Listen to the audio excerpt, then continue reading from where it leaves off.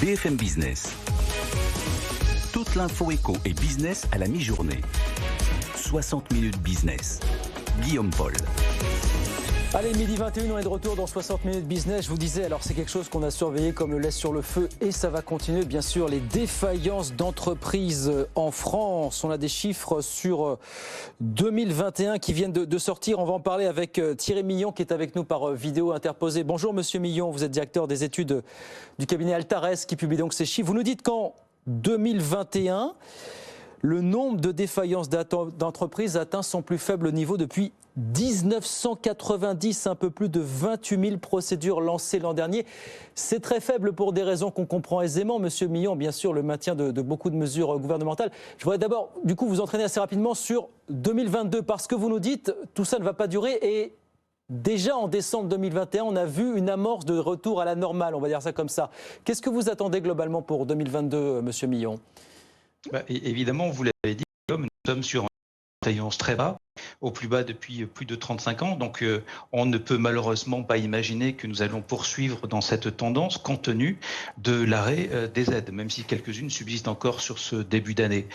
Parmi les aides, il y en a une qui est très importante et qu'on peut avoir oubliée, c'est l'accompagnement des URSSAF. Et de nombreux plans d'appurement ont été signés et validés en fin d'année, qui courent désormais. Et donc ces entreprises doivent à la fois rembourser le plan d'appurement, et à la fois payer évidemment les cotisations courantes. Donc sur 2022, on est sur un début de normalisation de l'activité. Normalisation, ça ne veut pas dire que nous allons évidemment d'un coup d'un seul retrouver le PIB perdu depuis la crise. En revanche, ça veut dire que les entreprises vont marcher seules. La bonne nouvelle, c'est que dans le périmètre de toutes les aides ont été sauvées des entreprises viables, tant mieux, mais aussi des entreprises qui l'étaient moins et qui ont survécu et qui, en survivant, ont pu avoir une concurrence déloyale vis-à-vis de ces autres entreprises qui, elles, s'attachaient à payer à l'heure les salaires, les fournisseurs, les emprunteurs,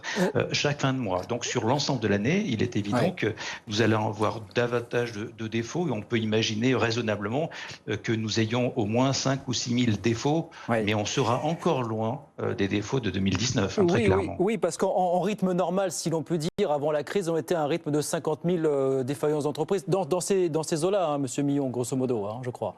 Oui, nous étions à 52 000 en 2019 et sur les années qui précédaient 2019, nous étions bien plus haut que ça. Nous étions aux environs de 60 000. Donc là, imaginons 60 000, on est tombé à 30 000.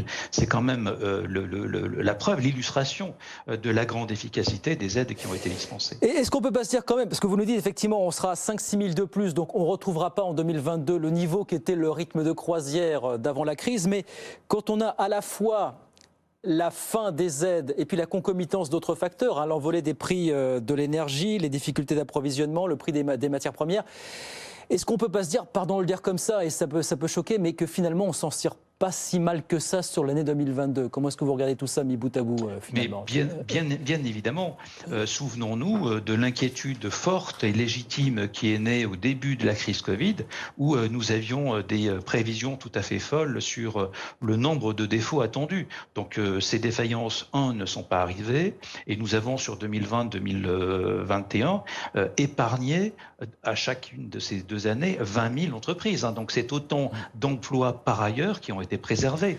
Lorsqu'une entreprise dépose le bilan, c'est globalement en moyenne 3 emplois menacés. Donc on est là au terme de ces 2 années, évidemment, à se réjouir de toutes ces entreprises sauvées. Pour autant, vous avez raison, le contexte 2022 est un peu différent. Bien évidemment, fort heureusement, la croissance est attendue encore forte. La France a surperformé sur cet exercice et va poursuivre sur 2022. En revanche, il y a une incertitude assez marquée sur la consommation des ménages, qui est la clé de la réussite. Or, on voit bien malheureusement que le début des soldes ne sont pas à la hauteur des attentes.